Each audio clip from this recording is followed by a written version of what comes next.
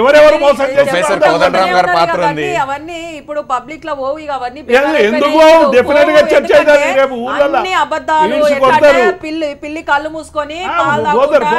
ప్రపంచం చూస్తలేదు అన్నట్టు ఉన్నాయి మీ కథలన్నీ ఇవాళ పబ్లిక్ ఆల్రెడీ చూస్తున్నారు మీరు ఏం చేసిర్రు వాళ్ళ వరకు ఎన్ని చేరినాయి ఒక్క పబ్లిక్ స్టేట్మెంట్ తీసుకొని గట్టిగా ఒక 10 మంది దగ్గర పోయి నాకు ఇవి చేరినాయి నేను ఇవి అనుభవించినట్టు ఇప్పుడు చేయలేదా ఏం చేశారు అదే చెప్పమంటున్నా కదా నేను అంతా పబ్లిక్ దగ్గర చెప్పమంటున్నా కదా ఇప్పుడు వీళ్ళు చెప్పే ప్రతి సమాధానాలకి కూడా ఒక తోకలేం ఉండడం లేదు ప్రతిది ఎందుకు ముందస్తు పోయారంటే ప్రతిపక్షాలు చేసిన ముందుకు పోతున్నా అక్కడి నుంచి మొదలు పెడితే నీళ్లు నిధులు నియామకాలు పెట్టుకుంటే నీళ్లు అంటే ఎక్కడి నుంచి వచ్చినాయి ఎక్కడికి పోయినా ఇప్పుడు కాళేశ్వరం మిషన్ భగీరథ మిషన్ కాకతీయ ఎక్కడికి పోయిన ఒక్క మాట మిషన్ కాకతీయ గురించి ఇవాళ వీళ్ళు లేవనెత్తల మంత్రులు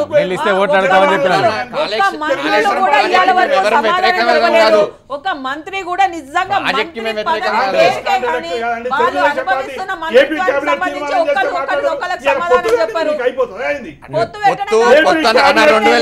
కూడా మీరు ఎవరితో పొత్తు పెట్టుకుని 2004లో రాజశేఖర రెడ్డి గారు బస్ యాత్ర చేస్తుంటే మీరు అడ్డుపడ్డారు వాళ్ళు మీరు పెట్టుకుంటే తప్పు లేదా మేము పెట్టుకుంటే తప్ప మేము ప్రజల అభిప్రాయం తీసుకొని పెట్టుకుంటున్నాం మీరు మా కూటమిలో సమైక్యవాదం ఉన్న సిపిఎం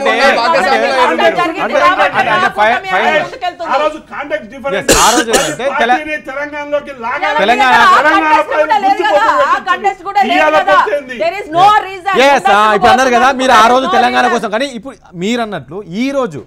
తెలంగాణ ఆకాంక్ష మేరకే టీఆర్ఎస్ పని చేయట్లేదు కాబట్టి ఈ రోజు అన్ని మహాకూటమి ఏర్పడాల్సిన పరిస్థితి వచ్చిందని చెప్పేసి వీళ్ళు అంటున్నారు మీరు ఆ రోజు ఎలాగైతే పొత్తు పెట్టుకున్నారు తెలంగాణ కోసం ఆ ఆకాంక్ష నెరవేరట్లేదనే కదా వీళ్ళ డిమాండ్ సమాధానం ఆయన చెప్పింది 5 సంవత్సరాల 10 నెలలు మాకు ఏది ఎక్కడ ఉన్నదని దోలాడుకోనిక సరిపోయింది లాస్ట్ 9 నెలల ముందు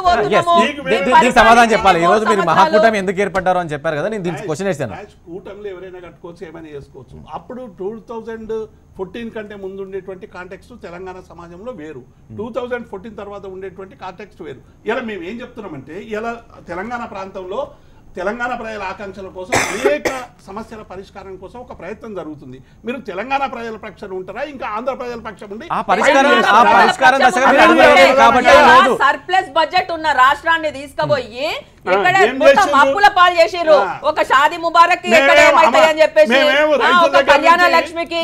రైతు బంధుకు సంబంధించి ఏడే పైసలు ఇవ్వాల్సి వస్తుంది అని భయపడి మీరు 9 నెలల ముందస్తుకు పోయిరా తెలుగుదేశం మీద చర్చ పెడదామంటే ఓ రోజు కూర్చుందాం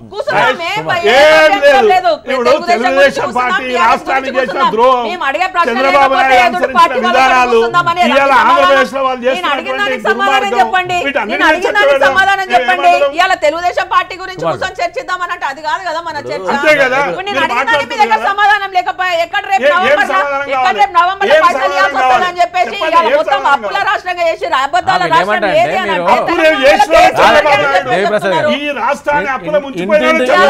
ఇంటింటికి నల్ల నీళ్ళు ఇవ్వని ఓట్లాడమని చెప్పారు ఈ రోజు ఆ నీళ్ళు ఇచ్చారనేది వీళ్ళ డిమాండ్ ఎక్కడ ఇచ్చారు ఎక్కడ ఇచ్చారు మీరు ఇంటిని చూపించండి ఇప్పటివరకు ఎక్కడ ఇచ్చారు ఇప్పుడు పలమూరు పోదాం మీరు నీళ్లు ఇవ్వాలి ప్రతి చెరువుకు నీళ్ళు ఇచ్చారు ఎందుకు ఇవ్వలేదు మేడ్చల్ పోదాం పండి ఇవాళ నేను పర్టికులర్ చెప్తున్నా మేడ్చల్ టౌన్ పోయి ఇలా ఇంటింటికి మిషన్ భగీరథ ద్వారా నీళ్లు ఇచ్చినటువంటి చరిత్ర ఉంది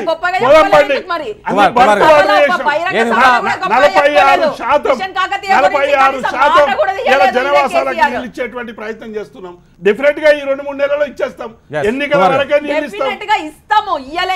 ఇచ్చినాం ఆల్రెడీ 46% ఇచ్చినాం బల్క్ వాటర్ సప్లై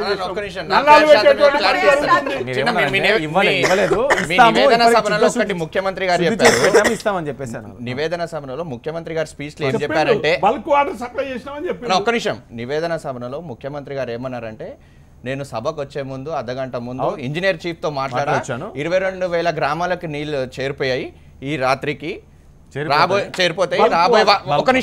రాబోయే వారం రోజుల్లో ఇంకా 1,300 గ్రామాలకు చేరిపోతాయి అంటే 23,000 గ్రామాలకు చేరిపోతాయి అని మీరే చెప్తున్నారు మళ్ళీ నెక్స్ట్ ఇమీడియట్ కంటెంట్లో ఏమంటారంటే ఈ రాష్ట్రంలో 46% నీళ్ళు ఇంటింటికి 40 అంటే 11,000 వరకు వస్తుంది. మళ్ళీ మీకే స్పష్టత లేదు, మీ ముఖ్యమంత్రి గారు చెప్పేది మళ్ళీ బల్క్ వాటర్ ఇచ్చామంటే